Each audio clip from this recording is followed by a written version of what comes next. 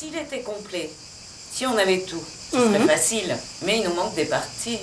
On est obligé d'expliquer de manière progressive, de donner l'image d'ensemble.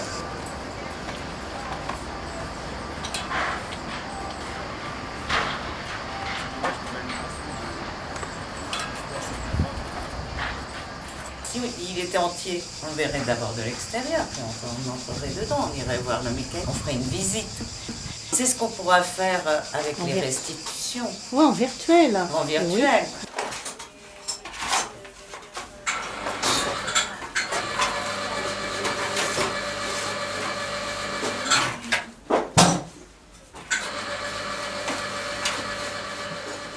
Actuellement, on ne peut pas le faire parce qu'il y a des manques, il y a des absents.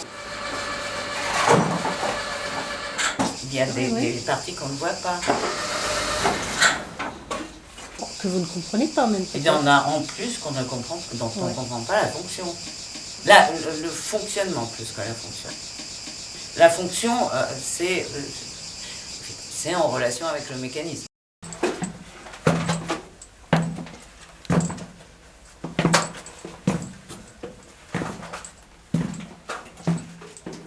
Nous ne comprenons pas encore le fonctionnement de certains aménagements, de certains dispositifs.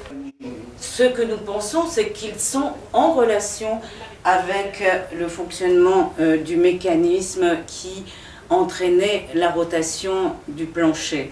Il y a par exemple le cas de ce renfoncement ici, qui certainement avait une fonction technique. De même, il y a deux aménagements à droite et à gauche du secteur du mécanisme, une fosse d'un côté, un plan incliné de l'autre, dont on peut dire qu'ils ont certainement une relation avec ce mécanisme, mais nous ne savons pas encore exactement laquelle.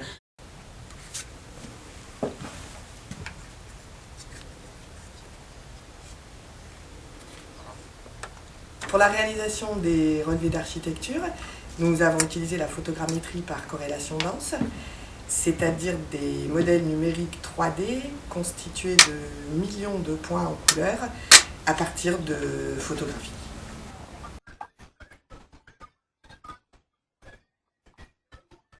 Nous avons ensuite pu, sur ce modèle 3D réaliste, enlever les fondations postérieures, qui sont celle-ci et celle qui est de l'autre côté, afin d'obtenir une vision réaliste de l'ensemble du bâtiment.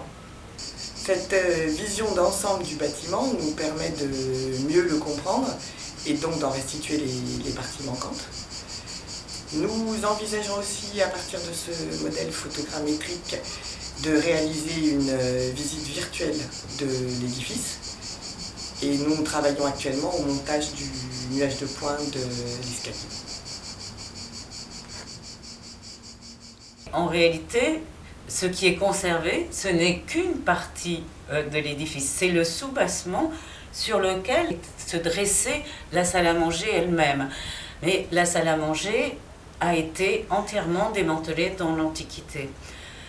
Ce soubassement se présentait sous la forme d'une énorme tour, mesurant environ 28 mètres de diamètre et une vingtaine de mètres de hauteur.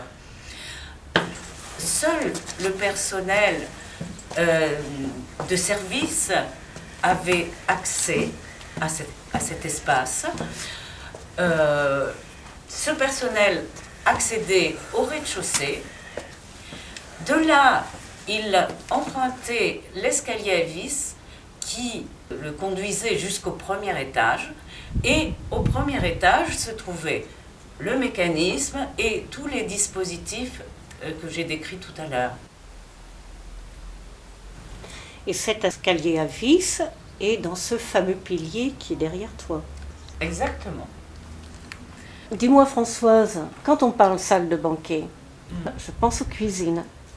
Alors, elles étaient où ces cuisines? Alors, les cuisines n'étaient certainement pas dans le soubassement. Elles devaient se trouver à l'extérieur et nous pensons qu'elles se trouvaient dans un corps de bâtiment voisin, communiquant certainement en contact avec la salle à manger. Et nous ne savons pas exactement où.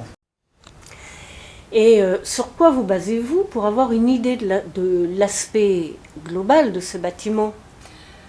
Nous utilisons des représentations, des images de bâtiments similaires que l'on trouve d'une part sur des monnaies, d'autre part sur des peintures, pour élaborer des hypothèses qui évoluent peu à peu, petit à petit, en particulier grâce à la progression des recherches sur le terrain, grâce aux fouilles.